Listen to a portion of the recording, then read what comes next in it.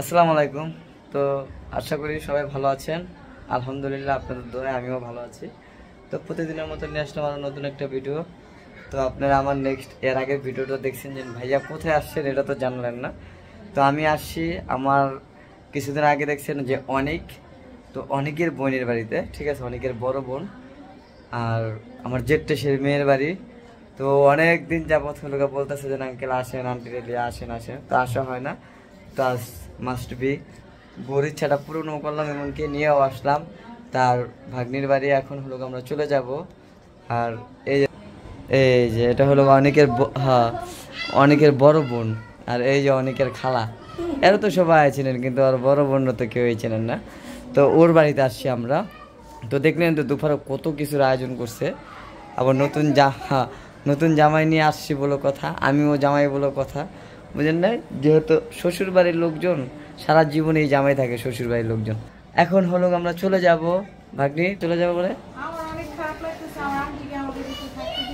ওই দেখেন। কিন্তু আপনারাই বলেন, ভিউয়ার্সরাই বলবে যে মা হলো মনে করেন যে খালি রুমে একা একা অসুস্থ হয়ে যায়।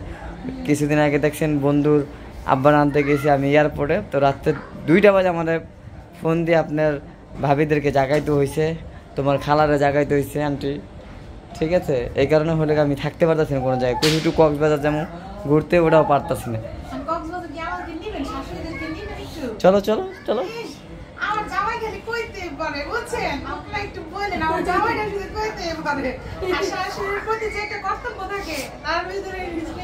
হ্যাঁ, তো আমরা বললাম চলে যাচ্ছি। তো এখানে বললাম এই যে এখন রাত্রে খাওয়া দাওয়া কি সব কিছু খাওয়া দাওয়া করে শেষ, এখন হলো চলে যাব। তো তোমার কেমন লাগলো যে আমার জেঠটেশের মেয়ের বাড়িতে আইসা? তাই রাজ, কেমন লাগলো জেঠটেশের মেয়ের বাড়িতে আইসা, আমার ভাগ্নির বাড়িতে আইসা? আলহামদুলিল্লাহ, খুব ভালো। আর ভালো আপ্যায়ন করছে, নতুন জামাই হিসাবে অনেক আপ্যায়ন পাইছি। মানে আছে না যে নিজের মন করে খাওয়ার একটা ব্যাপার।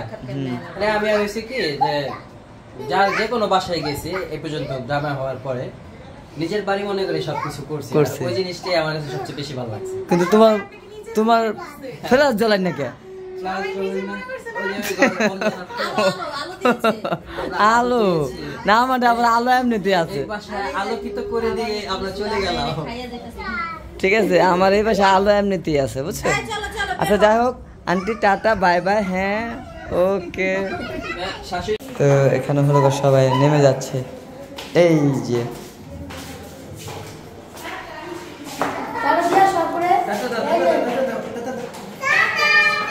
টাটা। আমরা এখন বের হয়ে যাচ্ছি। দেখেন সবাই হাউকাউ করতেছে, রাত্রে প্রায় মেবি 10টা বেজে গেছে।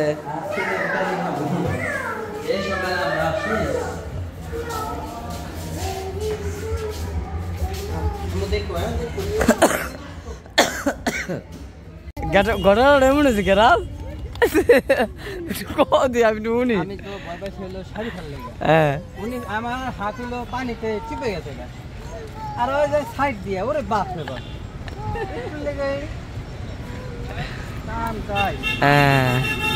আজকে নৌকায় সবাই ভয় পাইছে, এই কারণে বুঝছেন এই কথা। নাহার কেমন ভয়? অনেক ভয় পাইছি। কে? সারাফাত ঘুমাতে জায়গা গেছে, এত পরিমাণে ভয় পাইছে। তো আমরা আগে বাসায় যাই, নিজের জীবনটা বাঁচাইছি কোনো রকম ভাবে।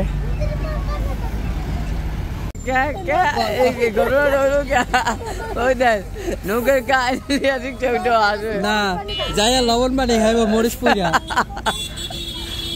লবণ পানি খাইব মরিচ পুরা। আচ্ছা যাই হোক, করা যাইতে থাকুক, কখন এক বাড়াই দিচ্ছি আমরা দূর একটু সাহস বানাইলে। তো এখানে আইলাম, জীবন বাজি নিয়ে বাড়িতে ফিরলাম। আর এই যে মায়, তো কি অবস্থা ওখানে? এই দেখেন কি কামুদে। তো কি হল্লা যায় কাজল মা?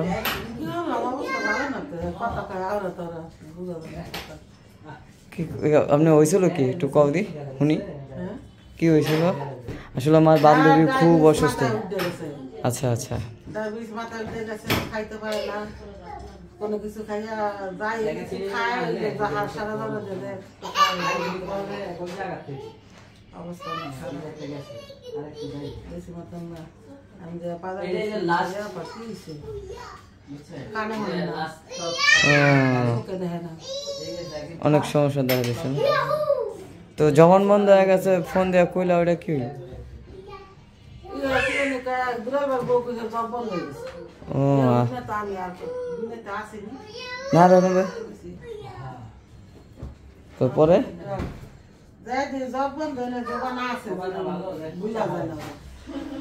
তো যে যার কাহিনীটা শুনতেছেন এটা হলো আমার অনেক কাছের একটা বান্ধবী, আর আব্বু অসুস্থ থাকাতে তারা সবাই এসে আব্বুর বকালে বসে আসছিল। তো এই কারণে মা শুনে হলো লগে লগে ধরে এলো গেছে। কি মাছ? ও গরুর মাংস বলে রামসা দুপুরা ইলিশ মাছ।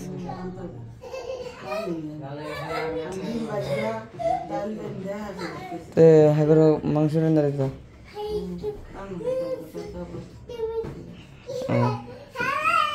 তো এমনি তখন একটু সুস্থ নেই নাকি? আচ্ছা আচ্ছা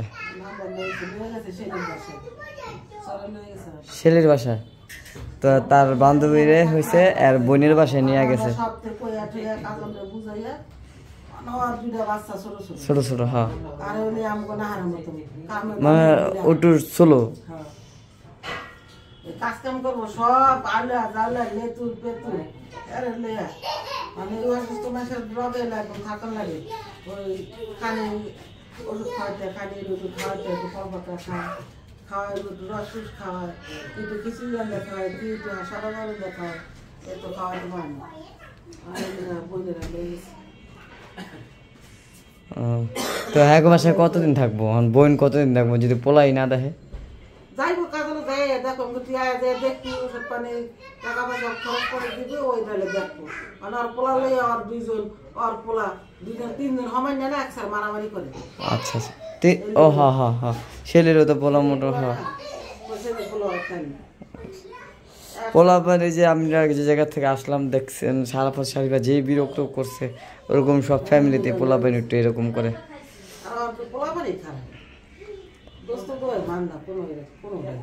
তো যাই হোক শুনে খুবই কষ্ট লাগলো, যেহেতু আমাদের যে কোনো একটা বিপদ আপদ হইলে উনি দূরে আসতো আমাদের বাড়িতে।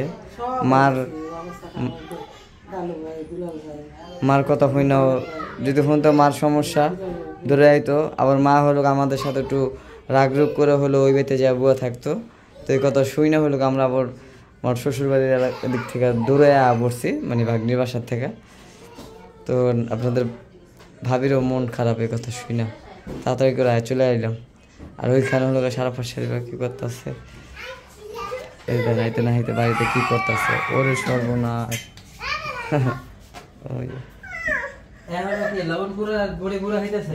আর আজকে তো মৃত্যুর হাত থেকে বেঁচে গেছে রাজে নাহার আমার পোলাপান লিয়া। হ কই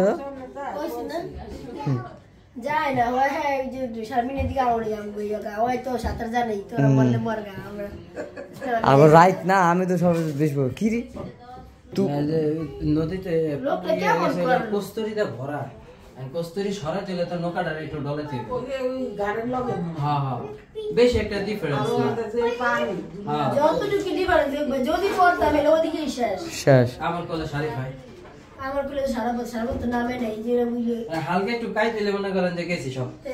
আর আমরা তো বিন্দু পরিমাণ রাজে অনেক ভয় পাইছে মোটামুটি আমরাও অনেক ভয় পাইছি খালি রাজে না আমি হেডে গেছি সারা সারা কেউ হাতর জানেন না আর এক একজনের ওয়েট হয়ে যাবে অনেক কিছু অনেক। আমি পরে গেলে শাড়ি ফেল লাগে আমি কি করুন দিশা পাবো না। তো যাই হোক মৃত্যুর হাত থেকে আমরা বাচ্চা ফিরলাম না ওই দেখছেন বুকের ভিতরে চাপ দিয়ে রয়েছে। আসলে এক মৃত্যুর খবর শুনে হলো দূরে আসতে না আসতে আমাদের উপর দিয়ে জ্বর বয়ে গেল। হ্যাঁ রিল্যাক্স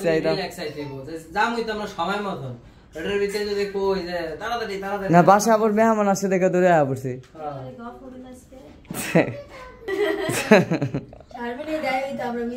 মৃত্যুর জন্য আমি স্ট্যাটাস দিয়ে দিতাম আমার বউ পোলাপান। না না না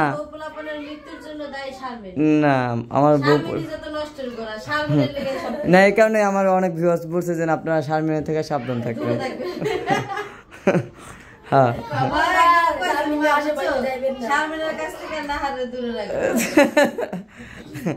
কি রাজ আমি এখন কোন দিকে যাই?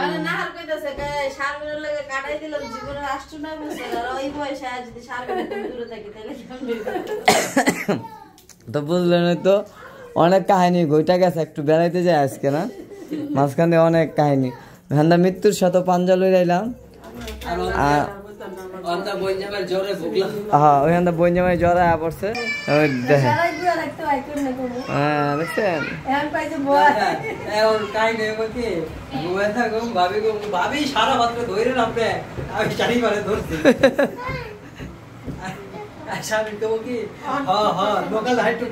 হ্যাঁ আর একটু ঢোলাই। তো যাই হোক অনেক কথাই বললাম, কথার মাঝে যদি ভুল ত্রুটি হয় অবশ্যই ক্ষমা দৃষ্টিতে দেখবেন। আর ভিডিওটা যদি ভালো লাগে অবশ্যই চ্যানেলটিকে সাবস্ক্রাইব করবেন। তো আজকের ভিডিওটা এই পর্যন্ত, যদি ভালো লাগে চ্যানেলটিকে সাবস্ক্রাইব করে দেন আর বেল আইকনটি বাজিয়ে দেন। মোটামুটি আজকে বিরতি নিচ্ছি, আল্লাহ হাফেজ।